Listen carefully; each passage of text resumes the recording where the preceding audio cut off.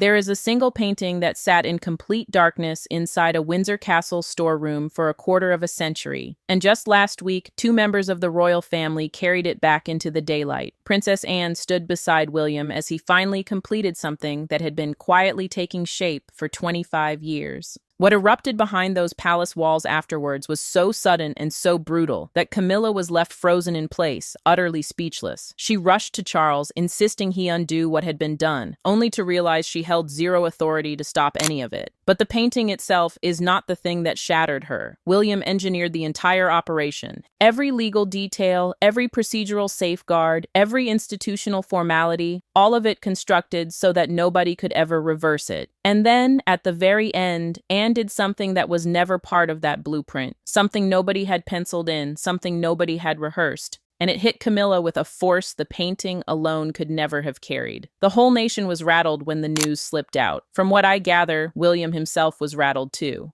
We are getting to that, so stay with me. Before we go any deeper, make sure you are subscribed so you do not miss how this whole thing lands. Quick note before we press on, my name is Harold. I spend my hours sifting through everything that circulates around this family. The archives, the inquest papers, the reporting that got quietly shelved before anyone finished digging. What follows is my own reading of how these pieces fit together, not something handed down by a palace press office. Stick around until the end because the final beat of this story is 5 words long, and they were said in a room containing exactly 2 women. So let me walk you through what actually took place. William retrieved Princess Diana's official portrait from the storage room where it had been sitting untouched for more than 20 years and hung it precisely where it had always been intended to hang, on the Hall of Matriarchs wall at Windsor, right next to Queen Elizabeth. If that name is new to you, the Hall of Matriarchs is the wall inside Windsor, set aside for the women who genuinely built this monarchy. It is the most sacred ceremonial surface in the entire residence. Camilla was not warned. She saw it, and by every account, she was left completely stunned. She marched to Charles and instructed him to have it pulled down immediately. What Charles did in response tipped that entire palace on its head. I will get to that too, because his reaction is the second most devastating turn in this whole story. But first, you need to grasp the wound sitting underneath all of it, because none of what unfolded makes any sense without it. There is a portrait of Princess Diana that most people have never actually seen up close. And the story of where that painting has been sitting for the last 25 years is the kind of thing that hollows out your chest. It was painted during one of the most luminous stretches of her entire public life. She was at the peak of everything. Her beauty, her warmth, that unmistakable quality she carried that no royal before her had ever pulled off, where she made ordinary strangers feel truly seen and cherished by someone who had no reason at all to notice them. People who were in the room when Diana first laid eyes on the finished portrait say she stood in front of it for a long stretch and said nothing at all. Pause on that for a second, because that is a very particular kind of silence. That is what happens to a person when something reflects exactly who they are back at them and they were not braced for it. That portrait was meant for the Hall of Matriarchs. Diana never got to see it hang there. She died before that could happen. And after her death, the portrait was quietly pulled from consideration, wrapped up, and shoved into palace storage, where it sat in darkness for over 20 years, while the world beyond those walls kept placing her face on magazine covers, memorial stamps, and the front of every book written about the modern monarchy. Now, this is where you need to slow down, because what was going on inside that building in the days after her death is a completely different story from the one the country was watching on television. Diana died on the 31st of August, 1997, and the world grieved openly and loudly. You remember the flowers piled against those gates. You remember the crowds who stood there in the rain because they simply did not know where else to go.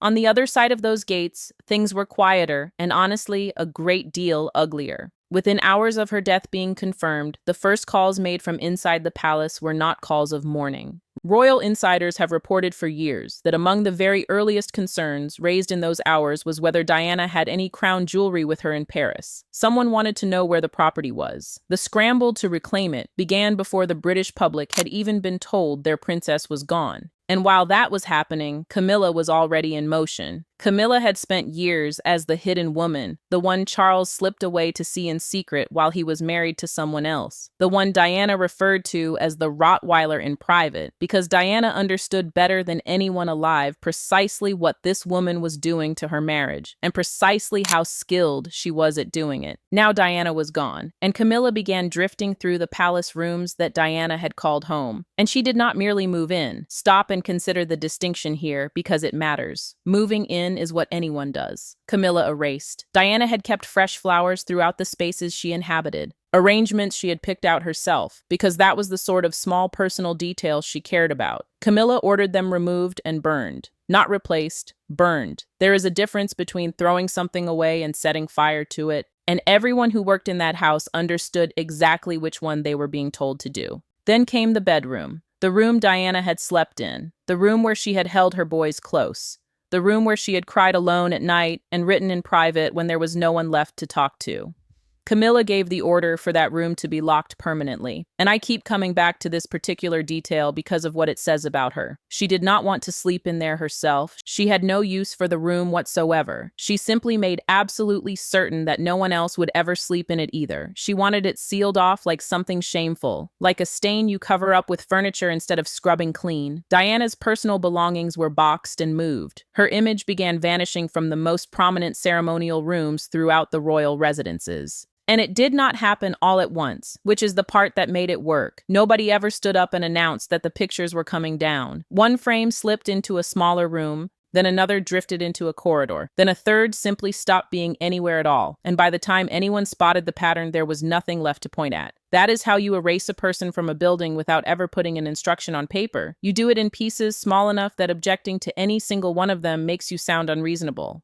And the Hall of Matriarchs at Windsor, that wall of honor reserved for the women who built this thing, never received her portrait at all. For over 20 years, the most beloved royal woman of the modern era was absent from her own family's wall because one woman found her presence uncomfortable. Foreign heads of state walked past that wall. Prime ministers walked past it. Her own sons walked past it at every family occasion of their adult lives, and they counted the faces, and they knew exactly whose was missing. Now let me bring you to the boy at the center of all of this, because everything that unfolded last week runs directly through him. William was 15 years old when he walked behind his mother's coffin through the streets of London on the 6th of September, 1997. He walked in silence, in a dark suit, in front of the entire planet, with his face perfectly still. And people forget that he was not walking behind that coffin as some innocent child who had no idea what had happened to his parents. He was a child who already knew that his father had been carrying on an affair with another woman for years because Diana had sat him down and told him herself. She told him there were 3 people inside that marriage. She said that was why the family had fallen apart. If that phrase sounds familiar, it is because she said a version of it aloud on national television in the Panorama interview in November of 1995, and the whole country heard it at the same time her sons did. His younger brother learned it in an entirely different way, and honestly, this is one of the saddest details in the whole story. Harry was sitting watching a televised debate about the monarchy alongside his mother. Camilla's name came up on the screen, and he turned to Diana and asked her who that was. And Diana had to explain it to her youngest son right there, live in the middle of a broadcast, with no preparation and no gentle way to soften it.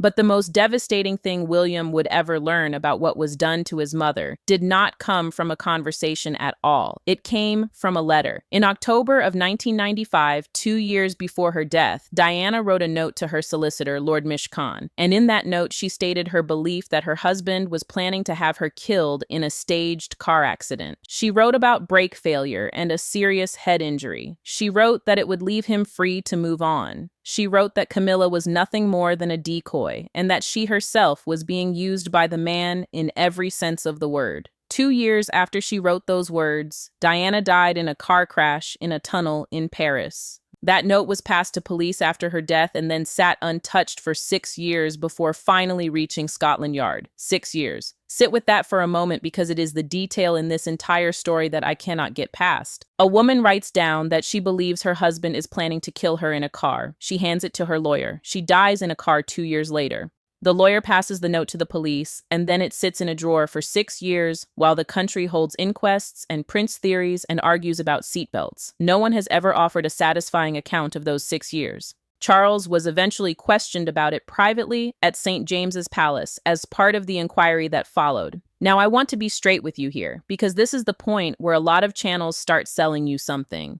That inquiry examined the note and looked at the crash and concluded there was no evidence of any conspiracy whatsoever. I am not standing here telling you Diana was correct about what she wrote. I am telling you that she wrote it. I am telling you she was frightened enough of the man she had married to put it on paper and hand it to her lawyer. And I am telling you that her 15-year-old son eventually grew up and read it. Watch what he does with the remainder of his life, because that letter is buried beneath every single decision. William and Harry did not know the full contents of that note for years. And when William at last understood what his mother had been writing down in the final 2 years of her life, and then turned around and looked at what had been done to her memory inside the palace walls after her death, something inside him hardened permanently. It has never softened since, not once.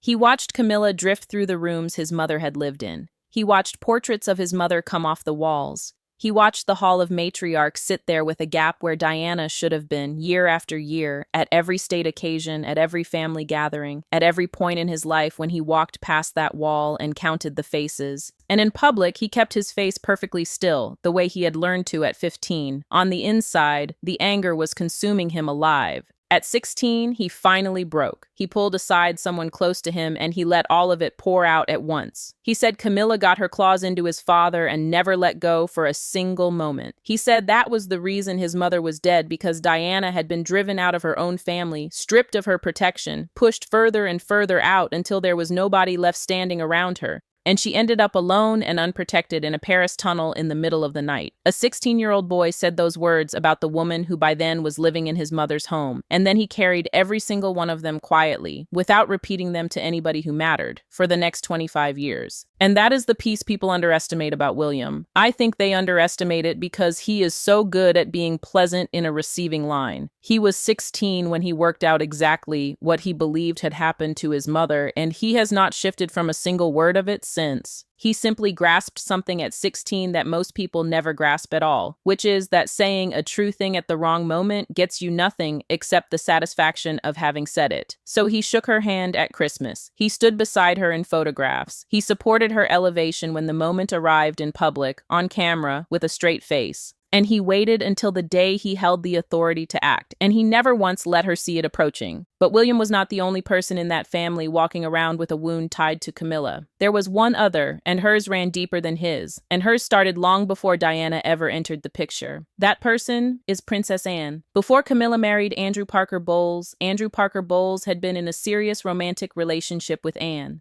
Not a passing fling, not a rumor invented later. They were close enough that marriage was being discussed between them, and the royal family shut it down. Andrew was Catholic. Anne, as a senior member of the Church of England, was not permitted to marry him. So she stepped aside, because that is what she has done her entire life every time the institution has asked her to, and because she genuinely had no choice in the matter at all. In a very short stretch of time, Camilla moved in and Andrew proposed to her, and Anne sat in the pews at their wedding in 1973 and watched it happen. Sit with that image for a moment because it is the foundation of everything that followed. A young woman in her early 20s sitting in a church watching the man she had been discussing marriage with marry someone else, having been told she was not permitted to be the one standing up there and doing it, in public, in a hat, with photographers outside. With her face arranged into exactly the expression the institution required of her that afternoon. She did not make a scene. She has never made a scene about anything in her life. She sat through the service, she went to the reception, and in 50 years, she has never uttered one public word about what that day cost her. That is the woman we are talking about here, not someone who lashes out, someone who files things away. And then, the woman who took him spent the following several decades as a secret mistress who dismantled Anne's brother's marriage, tore Diana Diana into pieces in front of the entire world, and eventually walked into Buckingham Palace with a crown on her head. Royal biographers have written for years that Camilla was profoundly intimidated by Anne, that Anne's coldness toward her was nerve-shredding to be around, and that whatever sat between those two women from 1973 was never resolved and was never going to be. And I think it is worth being precise about what that means in practice, because it is not shouting, and it is not a feud anyone could photograph. It is a woman who says good morning and then says nothing else for the rest of the day. It is being seated correctly at every dinner for 50 years and never once being spoken to like family at any of them. It is the specific coldness of somebody who is never rude enough to hand you anything you could complain about. After the coronation in May of 2023, Anne reportedly confronted Camilla at a private luncheon, looked her directly in the eye, and told her something that has been repeated around that household ever since: that she is not the queen, that she is the king's wife. Anne has allegedly never bowed to her, not once. The story goes that she asked Queen Elizabeth personally for permission to be exempt from that particular protocol, and that the queen granted it without much of an argument. And throughout all of it, Anne watched Diana be erased. She watched the portrait vanish into storage. She watched that wall stay empty for 20 years while the family put out statements about legacy and memory. And she carried every single piece of it in the way that Anne carries things, which is silently and permanently and without ever giving anyone the satisfaction of seeing it. So you had two people inside that family who both wanted the exact same thing for completely different reasons, and who had both been waiting a very long time to get it. They wanted Diana back on that wall. And then came the night when the waiting was finally over. Now, William had spent years preparing for this, and the preparation is the part that tells you what kind of man is going to be running this country. He did not storm into a gallery with a painting tucked under his arm. He took meetings with curators about portrait placement protocol. He went through the historical records on every previous placement on that wall going back decades, so he could point to precedent for every single step. He made absolutely certain that every institutional rule was followed to the letter, so that once the portrait was hanging, there was no legal route for anyone on earth to challenge it or reverse it. He had been playing a 20-year chess match inside his own family. This was the move he had been building toward the entire time.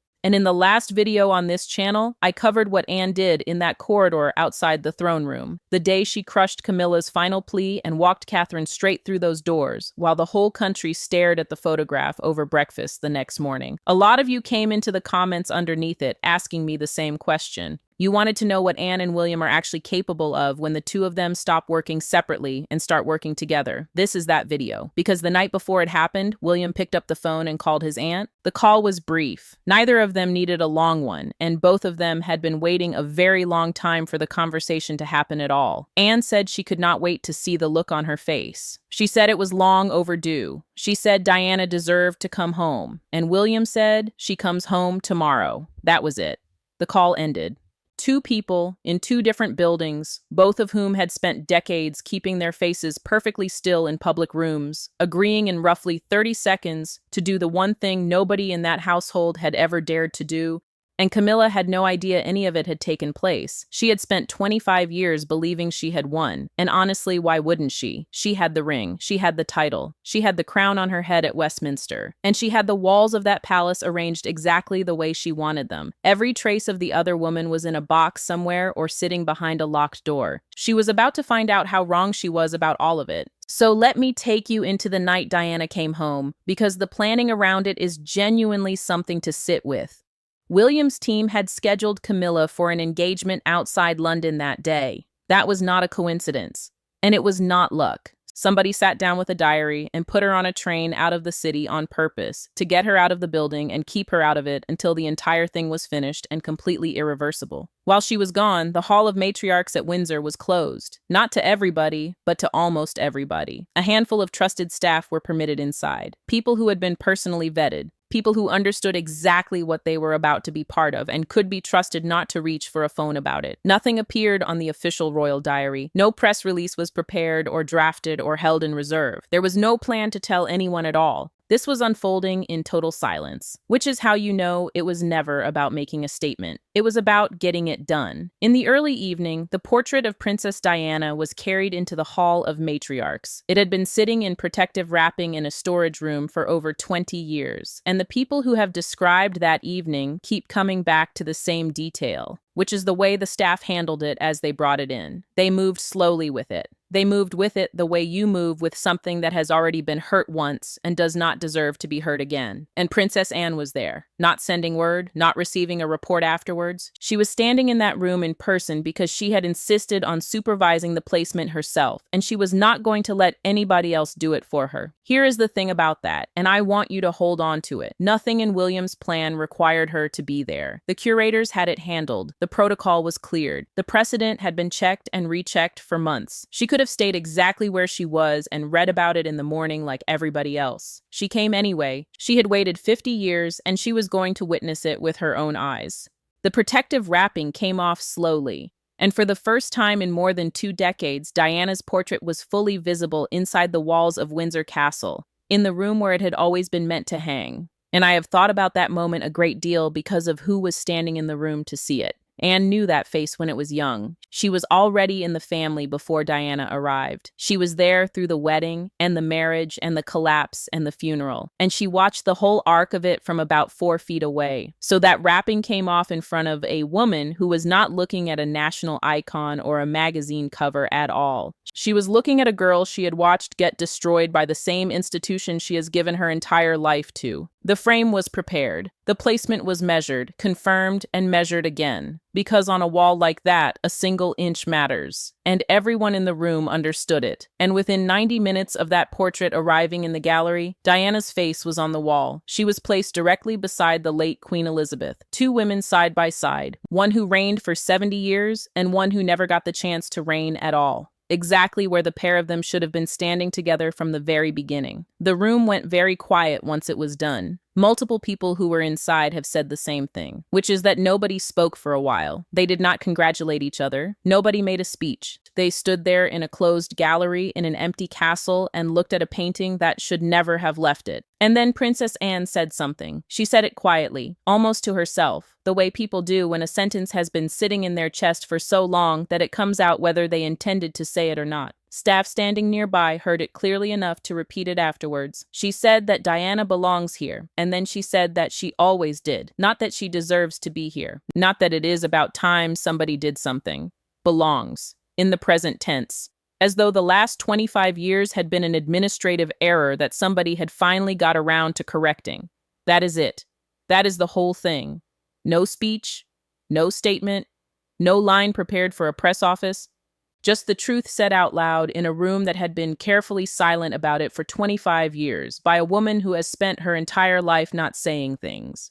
And I want you to grasp the scale of what was actually being corrected in that room. Diana was the most beloved royal of her entire generation. She filled stadiums. She lined streets. She made the whole world weep at her funeral in a way that had never happened before and has not happened since. And if you were alive that week, you remember exactly where you were standing. And her own family kept her portrait locked in a storage room for over 2 decades because one woman found her presence threatening. That woman was asleep across London that night. She had no idea. She did not know the wrapping had come off. She did not know the frame had gone up. And she did not know that her stepson and her sister-in-law had been standing in a gallery at Windsor a few hours earlier, looking at a face she had spent 25 years removing from the building. Now there is something you need to understand about how afraid Camilla had always been of exactly this moment, because it did not start last week. Camilla finally met William face to face for the first time at Clarence House. And one royal biographer reported that she was shaking beforehand, that she needed a drink to steady herself before she could walk into the room. She was physically trembling at the thought of facing a teenage boy.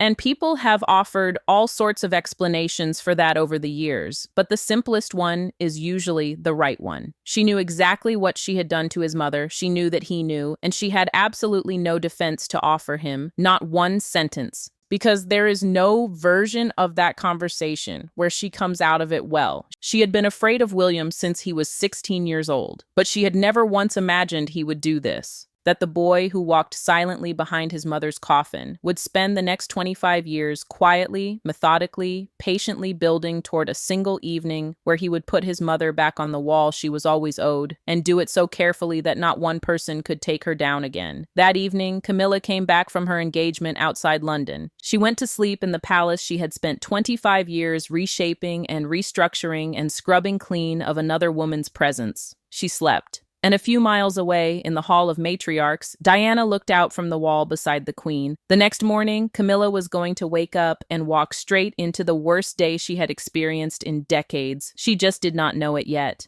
Camilla returned to Windsor the following morning, expecting a completely ordinary day. A schedule, a car, a set of engagements, the usual. She walked in, she heard the news, and the reaction was immediate and physical. She did not compose herself. She did not slip somewhere private and process it and come back out with a face on. Everyone who was near her that morning describes the same thing, which is that she went completely rigid with fury, standing right there in the corridor in front of household staff who suddenly had somewhere else they needed to be. Then she began issuing orders. She ordered the portrait taken down at once. She demanded an emergency meeting with William. She insisted that Charles step in on her behalf and handle it. And she demanded a full explanation from every single member of palace staff who had been involved in carrying that painting into the gallery. Every single one of those demands was refused. Every single one of them. And notice the last one because it is the most revealing thing she asked for that morning. She wanted names. She wanted to know which members of staff had been in that gallery, which is not the request of somebody who wants a painting moved. That is the request of somebody who intends to deal with the people afterwards the way she has dealt with people in that building for 25 years. They would not give her the names either. For the first time in her entire royal career, Camilla was completely powerless inside her own home. And I want you to think about how strange that must have felt for her. Because this is a woman who has spent 25 years being the person in that building whose preferences quietly became policy. Rooms got locked because she wanted them locked. Flowers got burned because she wanted them gone. Portraits came off walls without anyone ever writing an instruction down. And she had just discovered that a palace which can be restructured around one woman can be restructured right back around another one. And that she had no authority to stop it happening.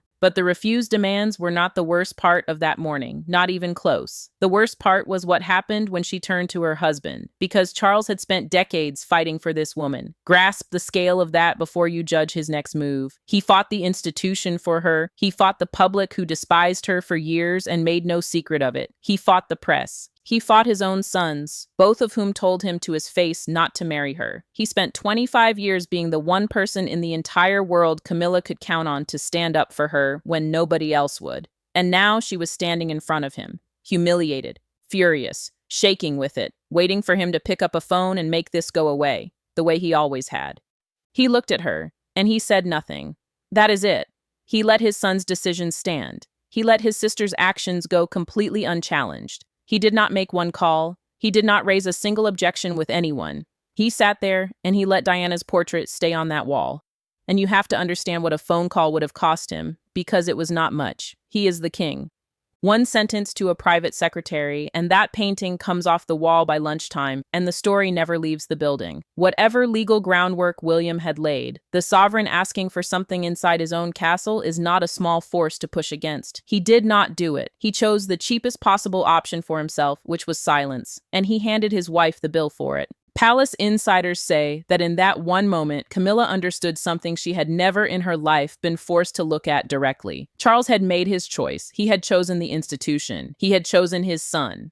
And after a lifetime of getting it wrong, he had chosen to finally honor the woman he had spent that lifetime wronging. And here is what makes his silence so much heavier than it looks on the surface. This is a man who, according to reporting that came out recently, has been privately begging William not to push Camilla out after he dies. He knows exactly how deep his son's resentment runs. He has spent years trying to hold that resentment in place with his own hands, asking for patience, asking for time, asking for one more year of peace. Sources close to the family have confirmed that William still carries real unresolved anger toward Camilla over what was done to his mother. One person put it about as plainly as it can be put, which is that the way Camilla betrayed Diana has not been forgotten by either of those sons, and that William has simply been more disciplined than Harry about hiding it. Charles knows all of this. He has always known it, And when the moment finally arrived, he went quiet. That is not a husband failing to defend his wife in an argument. That is a king sitting in a room and accepting that the reckoning he had been holding back for 25 years had finally walked through the door, and there was nothing left to hold it back with. And then, just when Camilla thought she had already seen the worst thing that was going to happen to her that day, Princess Anne walked into the room. Now this is the part I have been holding since the start, and I want to tell you exactly why it matters before I tell you what she said. Nothing about this was in the plan. William's entire operation was built to be silent. That was the whole design of it. No press release, no diary entry, no confrontation, no scene that anyone could photograph or quote or turn into a story about a family fight. He had spent months making the thing legally airtight precisely so that it would never need defending out loud. It was supposed to be finished the second that frame went up on the wall. Anne walking into a room to say it to Camilla's face was not part of that. Nobody scheduled it. Nobody cleared it.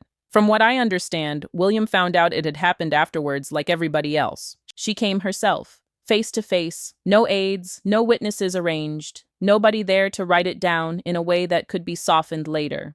She looked at the woman who had burned Diana's flowers, who had locked her bedroom, who had watched her portrait vanish off the walls for 20 years, and never once asked where it went. And she said 5 words. She said, "It is what Diana deserved." Past tense this time. Deserved, not deserves, not is owed, not should have had. A statement about a debt that had been outstanding for 25 years and had just been settled in full by somebody else. That is the whole thing. 5 words from a woman who has spent 70 years in that family perfecting the art of not saying what she thinks. And Camilla stood there and took it because there was nothing she could do with it. This is the one woman she has never been able to win over, never been able to charm, never been able to intimidate, never been able to make bow to her. Not once. Not even after the crown went on. And that woman had just walked into a room, told her that her 25-year project had been undone because the other one deserved it, and walked back out. The story got out.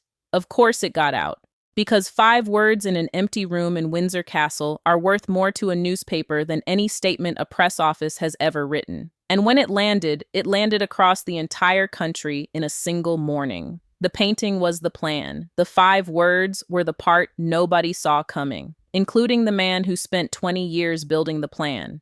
And what followed was not just one terrible morning for Camilla. It was the beginning of a complete and permanent restructuring of her position inside that family. She was quietly dropped from upcoming public engagements. Not announced, not explained, just gone from the schedule the way things go when somebody upstairs has decided something. Royal patronages that Diana had built and championed began being reactivated under Catherine's office. If you have not come across that word before, a patronage is the formal link through which a royal supports a charity. And Diana's were never decoration. She built hers around hospices and landmines and AIDS wards at a time when shaking a patient's hand without gloves on made the front pages. Charities Diana once poured herself into began reappearing on William's official schedule. And here is the number that tells you everything about what was actually happening. The royal family's own communications mentioned Diana's name more in the 2 weeks after that portrait went up than in the previous 2 years combined. That is not sentiment. That is a signal, and it is a clear one, and it is institutional, and it does not go backwards. The balance of power inside that household shifted, and everybody on the payroll understood it at the same time. Now let me put the last piece in, because you cannot understand why William was ever going to do this without it. William has carried real deep resentment toward Camilla for his entire adult life. That is not a rumor, and it is not analysis. It is the thing everybody around him has been saying quietly for 2 decades. One insider put it plainly, that the way Camilla betrayed Diana has not been forgotten by William or by Harry, and that William has simply been more controlled than his brother about how he shows it. And we know Harry's version because Harry wrote it down and published it.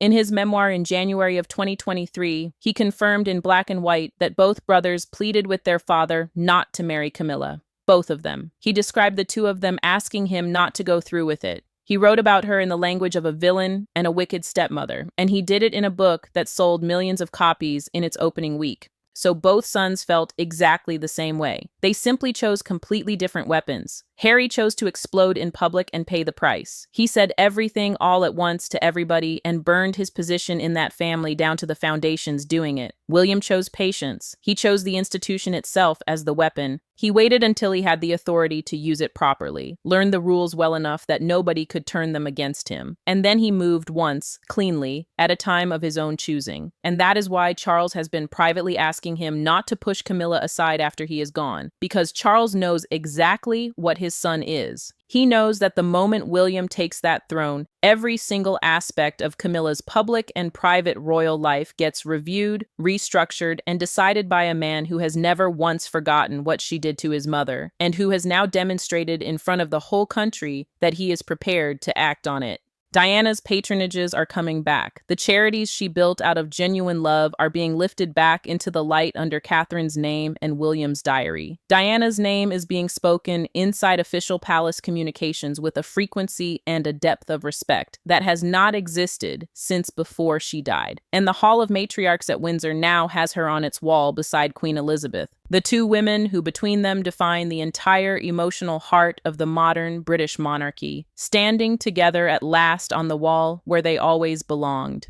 William was 15 years old when he walked behind his mother's coffin through the streets of London. He made himself a promise that day, and then he did the hardest thing a furious person can do, which is nothing at all, for 25 years, while he built the ground underneath it so carefully that nobody could ever pull it out from under him. And when he was finally ready, he brought in the one person in that entire family with the standing and the history and the sheer nerve to make it stick. Then, one quiet evening, while Camilla was asleep across London with no idea at all, the two of them walked his mother back into the room she had always been owed. Diana would be proud of the man her son turned into. I think that is the honest read on all of this. And I think anyone who watched that 15-year-old boy walk down the mall in 1997 would agree with it. But the person who has to live inside the result is not him. Camilla spent 25 years getting that face off those walls. She burned the flowers, she locked the bedroom, she boxed up the possessions and kept the portrait in the dark for over 2 decades. And she genuinely believed it was finished. And now she has to walk past Diana every single day, in a house she thought she had won, in a family where her husband will not lift a finger for her, past a wall she is not allowed to touch, with 5 words from her sister-in-law following her down every corridor in that building for the rest of her life. Thanks for watching. If you got something out of this one, hit that like button and subscribe, and I will see you in the next.